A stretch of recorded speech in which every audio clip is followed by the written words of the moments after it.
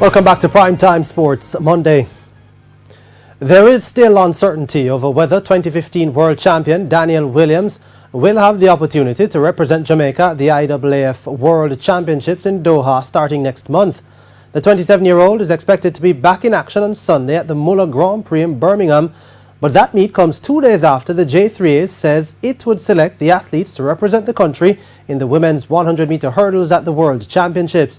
As per IAAF rules, athletes can qualify for this year's World Championships through a wildcard invitation from winning the Diamond Trophy, which Williams currently leads with 23 points.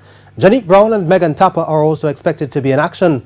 Williams was originally disqualified from the women's sprint hurdles final at the National Senior Championships in June for a false start, but the race was eventually aborted, with the local governing body saying in a statement 3 days later that Williams would not be eligible for selection.